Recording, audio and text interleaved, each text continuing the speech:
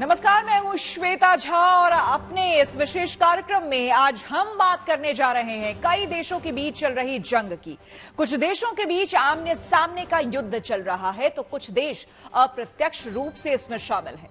युद्ध से किसी का भला नहीं होता, ये सभी जानते हैं, लेकिन परिस्थितियां ऐसी बनती हैं कि आपसी टकराव शुरू होता है और फिर वो युद्ध की शक्ल ले लेता है। ऐसा ही कुछ मौजूदा वक्त में चल रहा है, लेकिन युद्ध जैसे हालात टाले भी जा सकते हैं या फिर युद्ध चल रहा हो तो उसे खत्म करने के प्रयास होने ही चाहिए। इसके लिए सबसे उपयुक्त रास्ता है बातचीत का, लेकिन इस स्तर तक पहुंचने के लिए दोनों पक्षों का राजी होना जरूरी होता है। इसी मुद्दे पर आज की हमारी ये खास पेशकश है।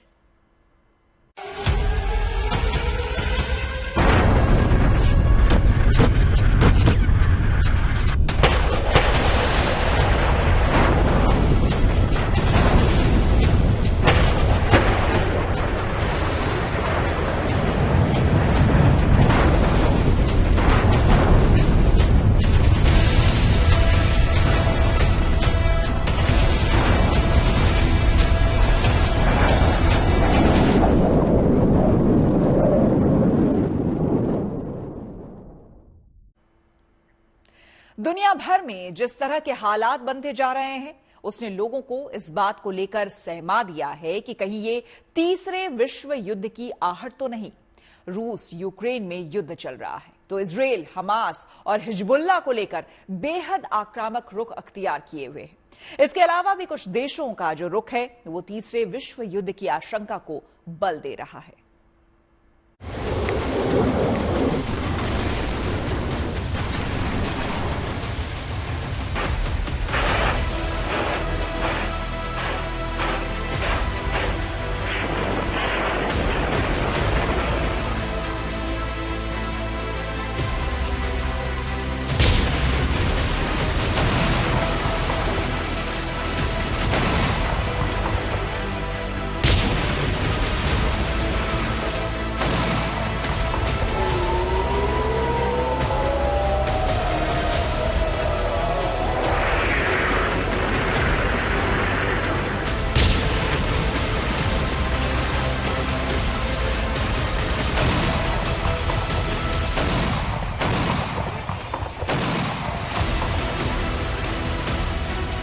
मौजूदा वक्त में दुनिया में कई जगह जंग के मोर्चे खुले हुए हैं। बम गोला बारूद के धमाके से कई देशों के इलाके गूंज रहे हैं। खौफनाक तबाही की दास्तानें लिखी जा रही हैं।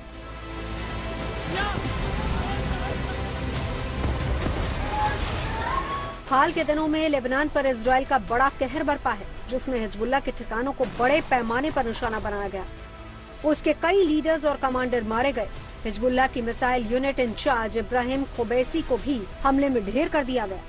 हिजबुल्लाह की ओर से भी इजराइल पर हमले में कसर नहीं छोड़ी जा रही। इन सब का हश्र आखिर में बस तबाही और बर्बादी है। पिछले साल 7 अक्टूबर को हमास ने जो गुस्ताखी की थी, उसका नतीजा उसे भुगतना पड़ा। भीषण हमलों के जरिए गाजा को इजराइल ने नेस्तनाबूद कर दिया और उसके बाद उस हिजबुल्लाह पर इजराइल का कहर बरपा जो हमास का समर्थन करता आ रहा है।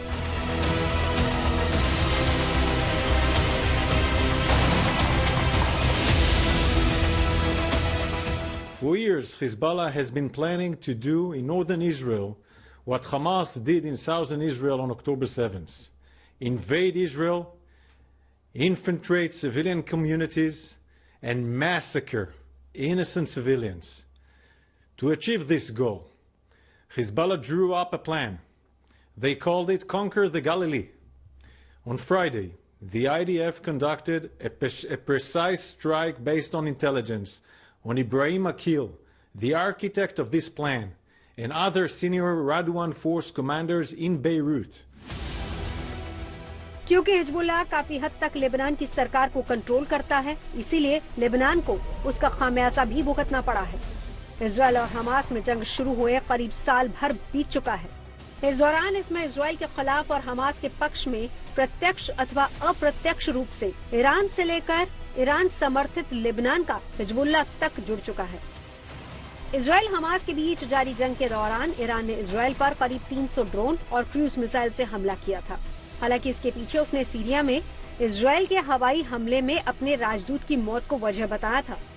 इसके बाद ईरान में इसी साल 30 जुलाई को हमास का राजनीतिक प्रमुख इस्माइल हानिया जब मारा गया, तब भी ईरान और इजराइल में तनाव बढ़ गया और दोनों देशों में लड़ाई की आशंका बन गई। हालांकि इजराइल के पक्ष में अमेरिका के होने से ईरान को शांत बैठने पर मजबूर होना पड़ा है, लेकिन वो अपने समर्थन वाले आतंकी गुटों से इजराइल पर हमला करवाता जा रहा है। मध्य पूर्व में बढ़ते संघर्ष ने पूरी दुनिया में तनाव बढ़ा दिया है। हमास को तो इजराइल ने चारों तरफ से सीज कर दिया था। उनके ऑपरेशंस की एक वजह थी क्योंकि 7 अक्टूबर को उन्होंने इस तरीके के हमले किए थे। लेकिन हिजबुल्लाह को अगर आप खत्म करने की कोशिश कर रहे हैं तो इसमें भी उतना ही समय लगेगा और कहीं ईरान इस युद्ध में कूद पड़ा तो ये बहुत भयानक युद्ध में तब्दील हो जाएगा। इसी वजह से सबकी चिंता है कि इस युद्ध पे लगाम लगाई जाए। अमेरिका ने भी बोला है, फ्रांस ने भी बोला है, तमाम यूरोपियन नेशन और यूनाइटेड नेशन ने भी बोला है कि इस युद्ध को जल्दी से जल्दी खत्म किया जाए। चिंताएं बढ़ी हुई क्योंकि पूरा मिडिल ईस्ट इससे जलेगा।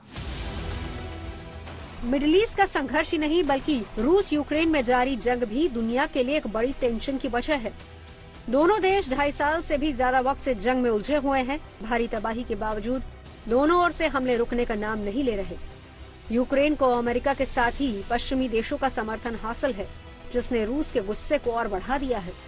रूस के राष्ट्रपति व्लादिमीर पुतिन ने साफ शब्दों में परमाणु हथियारों के इस्तेमाल को लेकर चेतावनी दी है।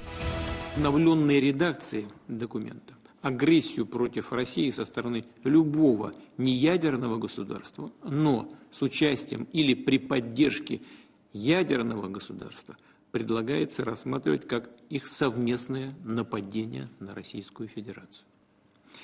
Также четко фиксируются условия перехода России к применению ядерного оружия. Будем рассматривать такую возможность уже при получении достоверной информации о массированном старте средств.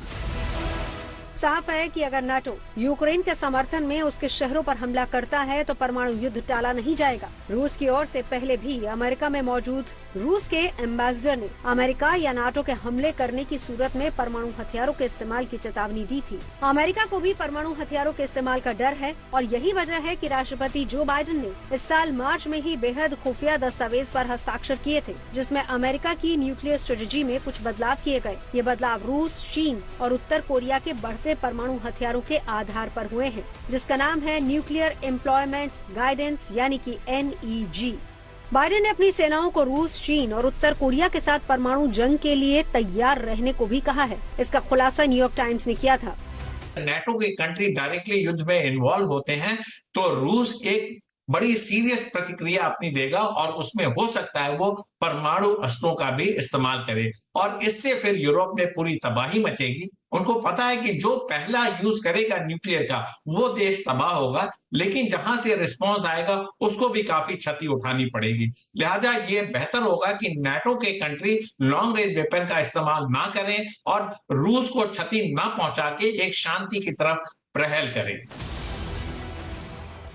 मौजूदा वक्त में दुनिया के कई देशों के बीच तनाव बढ़ा हुआ है। चीन जहां तेजी से अपने परमाणु हथियारों को बढ़ाने में जुटा है, वहीं उत्तर कोरिया लगातार अपनी मिसाइल की ताकत बढ़ा रहा है। उसे चीन और रूस का समर्थन हासिल है। वो भी यूक्रेन के खिलाफ रूस का साथ दे रहा है। उसने तो यहाँ तक कह दिया है कि जरूरत पड़ने पर वो सीधे तौर पर भी रूस के साथ खड़ा होगा।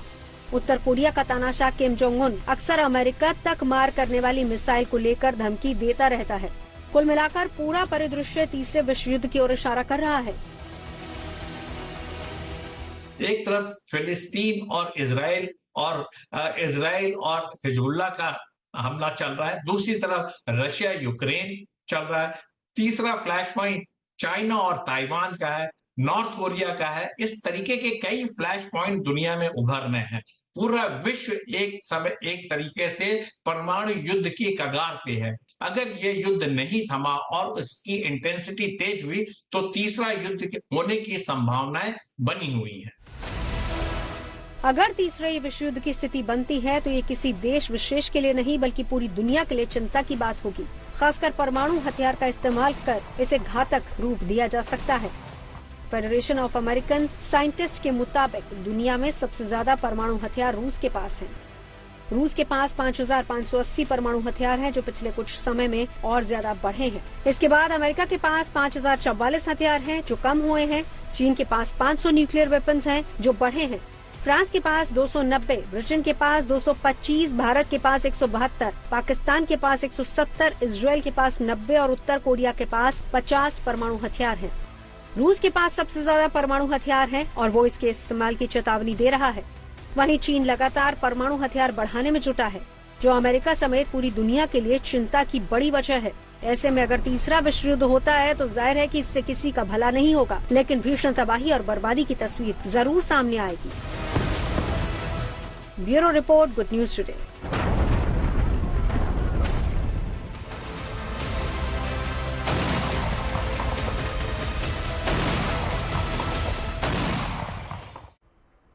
युद्ध किसी भी देश के लिए हितकारी नहीं होता, बल्कि इसे लड़ने वाले देशों के हिस्से में तबाही ही आती है। इसलिए दुनिया में चल रहे युद्धों को रोकना जरूरी है। रूस यूक्रेन की जंग रोकने को लेकर पहल चल भी रही है, जिसमें भारत की एक अहम भूमिका देखी जा रही है। अगर कुछ गंभीर प्रयासों से युद्ध खत्म होता है तो यह किसी देश के लिए नहीं, बल्कि पूरी दुनिया के हित में होगा। इजराइल का हमास और हिजबुल्लाह को लेकर जारी लड़ाई रोकने पर भी जोर दिया जा रहा है। काश युद्ध में उलझे देश इससे तौबा कर लें।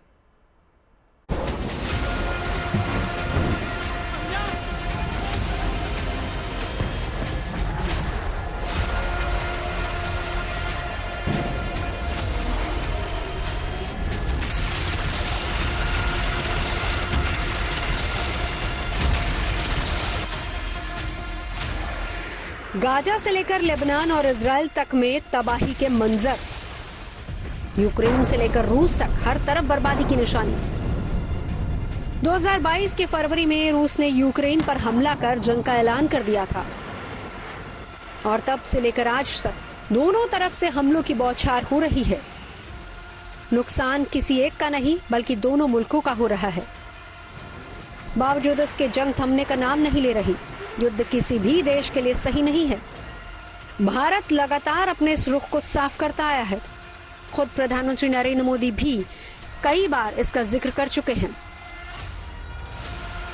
आज का युग युद्ध का है नहीं, और हमने फोन पर भी कई बार आपसे इस विषय में बात की है कि डेमोक्रेसी और डिप्लोमेसी और डायलॉग, ये सारी बातें ऐसी हैं कि जो दुनिया को एक स्पर्श करती है। भारत का रुख रूस के राष्ट्रपति व्लादिमीर पुतिन और यूक्रेन के राष्ट्रपति व्लादिमीर ज़ेलेंस्की दोनों शायद समझ रहे हैं, और यही वजह है कि दोनों भी इस पक्ष में नजर आ रहे हैं कि युद्ध का कोई ना कोई हल जरूर निकलना चाहिए। पुतिन इसकी बात भी कर चुके हैं, जिसमें उन्होंने भारत के साथ ही चीन और ब्राजील का भी जिक्र किया था। Мы с уважением относимся к нашим друзьям, партнерам, которые, я считаю, искренне заинтересованы в решении всех вопросов, связанных с этим конфликтом. Это прежде всего Китайская Народная Республика, Бразилия, Индия. Я постоянно в контакте с нашими коллегами по этому вопросу. И у меня нет сомнения в том, что руководители этих стран, у нас с ними доверительные отношения, искренне стремятся к тому, чтобы помочь разобраться во всех деталях этого сложного процесса, который, безусловно, я хочу это напомнить. भारत शांति का पक्षधर है, और यही वजह है कि रूस यूक्रेन युद्ध के दौरान प्रधानमंत्री रूस से लेकर यूक्रेन तक की यात्रा कर चुके हैं। दोनों ही नेताओं के सामने प्रधानमंत्री मोदी ने साफ कर दिया कि शांति के किसी भी प्रयास में भारत अपनी सक्रिय भूमिका निभाने के लिए तैयार है। लेकिन पहली जरूरत दोनों पक्षों को बातचीत की टेबल पर साथ लाने की है। किसी भी समस्या का समाधान रणभूमि में कभी भी नहीं होता है। समाधान का रास्ता बातचीत से ही निकलता है, डायलॉग से निकलता है। भारत के रुख से रूस यूक्रेन दोनों ही सहमत नजर आते हैं, तभी तो पुतिन और ज़ेलेंस्की दोनों बैठकों पर जोर दे रहे हैं। हाल ही में जब भारत के राष्ट्रीय सुरक्षा सलाहकार अजीत डोभाल रूस में पुतिन से मुलाकात करने पहुंचे, तो उन्होंने प्रधानमंत्री मोदी के लिए खास संदेश भी दिया था। Господина Моди в Казани, я предлагаю провести и двустороннюю встречу 22 октября в Казани провести встречу для того, чтобы подвести итоги нашей совместной работы по реализации договоренностей, достигнутых в ходе его визита в Москву, ну и наметить перспективы на ближайшее будущее. Передайте, пожалуйста, господину Моди, хорошему другу, большой привет и самые наилучшие пожелания. अभी प्रधानमंत्री मोदी अमेरिका की यात्रा पर गए थे। वहां से लौटते वक्त आखिरी वक्त में 23 सितंबर को न्यूयॉर्क में जेलेंस्की के साथ उनकी एक मीटिंग हुई, जिसमें युद्ध खत्म करने के प्रयासों पर बातचीत हुई। जेलेंस्की ने संयुक्त राष्ट्र सुरक्षा परिषद को भी बताया कि रूस यूक्रेन युद्ध को पूरी तरह से रोकने के लिए दूसरे शांति शिखर सम्मेलन की तैयारी करनी होगी। उन्होंने भारत समेत दूसरे देशों को भी शांति प्रक्रिया में शामिल होने के लिए निमंत्रित किए जाने की बात कही। साफ है कि भारत पर रूस के साथ साथ यूक्रेन भी पूरा भरोसा कर रहा है, लेकिन सवाल यह है कि क्या शांति का रास्ता निकल पाना इतना आसान है? अगर हम पीस की एक रूपरेखा बना लेते हैं और दोनों पार्टीज यूक्रेन और रशिया दोनों से इसको डिस्कस करते हैं तो वहां पे पीस स्थापित की जा सकती है। अमेरिका ने भी फेथ दिखाया है, यूरोप के भी कंट्री हिंदुस्तान का साथ देने के लिए तैयार हैं। हिंदुस्तान को आज की डेट में एक कॉन्क्रीट प्रपोजल बना के दोनों देशों के राजनयिकों से और हेड ऑफ स्टेट से बात करके पीस स्थापित करना चाहिए, क्योंकि प्रधानमंत्री का कुशल नेतृत्व से ये संभव है और दोनों देश हिंदुस्तान की बात मानते हैं। लिहाजा अब ये देखना होगा कितनी जल्दी हिंदुस्तान इसमें पहल करके इस इलाके में पीस स्थापित करता है। रूस और यूक्रेन के साथ साथ इजराइल का हमास और हिजबुल्लाह के साथ जारी संघर्ष भी दुनिया की चिंता बढ़ा रहा है। हिजबुल्लाह को टारगेट करते हुए लेबनान पर जिस तरह से इजराइल का कहर टूटा है, उसको लेकर भी पूरी दुनिया चिंतित है। अमेरिका के राष्ट्रपति जो बाइडेन ने यूएन में दिए अपने आखिरी भाषण के दौरान मिडिल ईस्ट में जंग फैलने की आशंका जताई। उन्होंने जंग को किसी के हित में नहीं बताते हुए कूटनीतिक तरीके से इसे खत्म करने पर जोर दिया। फ्रांस के राष्ट्रपति इमानुएल मैक्रों ने भी इजराइल हिजबुल्लाह के संघर्ष को खत्म करने पर जोर दिया। इजराइल के खिलाफ एक पक्ष ईरान भी है, लेकिन जंग का दायरा जिस तरह से बढ़ता जा रहा है उसने ईरान की चिंता भी बढ़ा दी है। ईरान के राष्ट्रपति ने संयुक्त राष्ट्र महासभा में अपने संबोधन के दौरान लेबनान में इजराइल के हमलों का भी जवाब नहीं देने की बात कही। साथ ही उन्होंने शांति प्रक्रिया पर जोर दिया। ما خواستار جهان عاری از سلاح‌های هسته‌ای و منطقه عاری از سلاح‌های کشتار جمعی در خاورمیانه بدون هیچ گونه پیش شرطی هستیم. به عنوان قربانی تروریسم همواره پیشگام مبارزه با این پدیده شوم بوده و آماده همکاری با کشورهایی هستیم.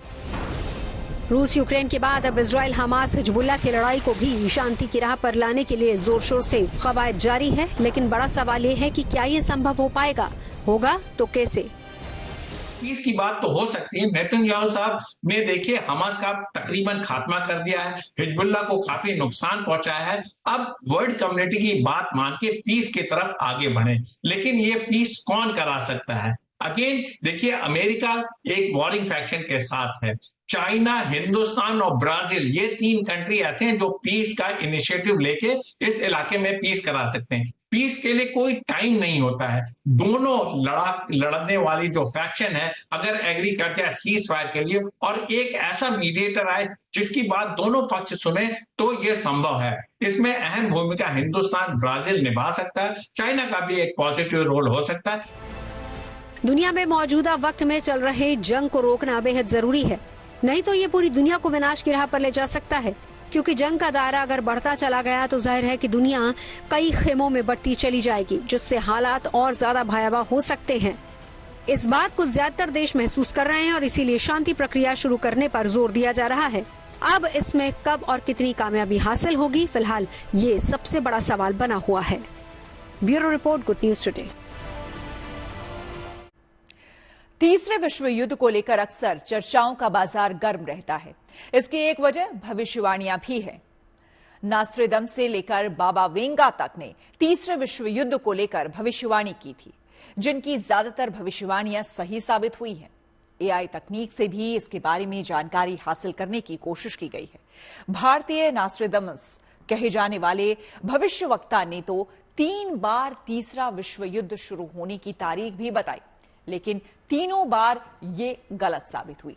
तीसरे विश्व युद्ध को लेकर जितनी भी भविष्यवाणियां हैं वो गलत ही साबित हों तो ये दुनिया के हित में होगा।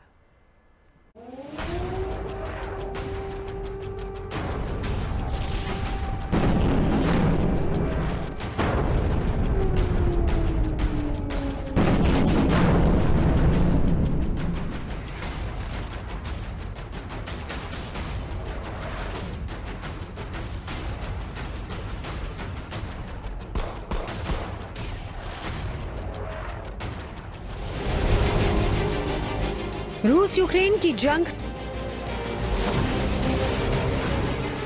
मिडिल ईस्ट में जारी लड़ाई, ताइवान पर चीन की टेढ़ी नजर, उत्तर कोरिया का एक के बाद एक मिसाइल टेस्ट, इन सब को लेकर लगातार तीसरे विश्व युद्ध की आशंका जताई जा रही है। हालांकि अभी ऐसी नौबत नहीं आई है और आनी भी नहीं चाहिए, लेकिन दुनिया के कुछ मशहूर भविष्यवक्ताओं ने तीसरे विश्व युद्ध को लेकर भविष्यवाणी की थी। उन्हीं में से एक नाम है फ्रांस के नास्ट्राडामस का, जिन्हें उनकी भविष्यवाणियों को लेकर पूरी दुनिया में जाना जाता है। नास्ट्राडामस ने अपनी किताब लेस्ट प्रोफेटिज में ऐसी भविष्यवाणी की थी जिसमें से ज्यादातर सच साबित हुई हैं। उन्होंने तीसरे विश्व युद्ध को लेकर भी भविष्यवाणी की थी। नास्ट्राडामस के मुताबिक साल 2024 में तीसरे विश्व युद्ध की शुरुआत होगी। उन्होंने दूसरे विश्व युद्ध के 89 साल बाद एक नया विश्व युद्ध होने की बात कही थी। नास्ट्राडामस की भविष्यवाणी के मुताबिक चीन का कई देशों के साथ युद्ध संभव है, जिसमें अमेरिका शामिल होगा। नास्ट्राडामस के मुताबिक अपने नौसैनिक शक्ति के बल पर चीन अमेरिका को डराने की कोशिश करेगा, जिसके चलते दुनिया पर तीसरे विश्व युद्ध का खतरा मंडराएगा। नास्ट्राडामस की तरह ही बाबा वेंगा की भी एक भविष्यवाणी सच साबित हो चुकी है। सोवियत संघ के विघटन, अमेरिका पर 9/11 हमला, यूक्रेन पर रूस का हमला, एक वायरस के दुनिया पर छाने की बात, 1997 में ब्रिटेन की राजकुमारी डायना की मौत, 1986 में चेर्नोबिल के परमाणु आपदा की भी भविष्यवाणी सच साबित हो चुकी है। बाबा वेंगा ने साल 2024 में तीसरे विश्व युद्ध के शुरू होने की भविष्यवाणी भी की है, जो चर्चा का विषय बनी हुई है। इन भविष्यवाणियों के अलावा आर्टिफिशियल इंटेलिजेंस यानी एआई की दुनिया में सर्वशक्तिमान माने जा रहे एआई बॉट ChatGPT ने भी तीसरे विश्व युद्ध को लेकर संकेत दिए हैं। एक रिपोर्ट के मुताबिक 2024 को लेकर ChatGPT ने एक ट्रिगरिंग घटना का जिक्र किया है, जो रूस और अमेरिका के बीच तनाव के अचानक बढ़ने की वजह से बनेगी। ChatGPT से तीसरे विश्व युद्ध के संभावित स्थलों के बारे में बताने को कहा गया तो उसने 6 हॉटस्पॉट्स गिनाए। कोरियाई प्रायद्वीप, मध्य पूर्व, ताइवान जलडमरू मध्य, पूर्वी यूरोप, दक्षिण चीन सागर, भारत पाकिस्तान सीमा, यानी कि इन जगहों से तीसरे विश्व युद्ध की शुरुआत हो सकती है। बता दें कि यह भविष्यवाणी एक काल्पनिक परिदृश्य पर आधारित है और इसका वास्तविक दुनिया की घटनाओं या भविष्यवाणियों पर आधारित नहीं है। इन सब के अलावा एक भारतीय भविष्यवक्ता कुशल कुमार ने भी तीसरे विश्व युद्ध को लेकर भविष्यवाणियां की हैं। इजरायल हमास युद्ध और रूस यूक्रेन जंग की भविष्यवाणी करने वाले कुशल कुमार भारतीय नास्ट्राडामस के नाम से जाने जाते हैं। उन्होंने तीसरे विश्व युद्ध शुरू होने की तारीखों को लेकर कई भविष्यवाणियां की हैं।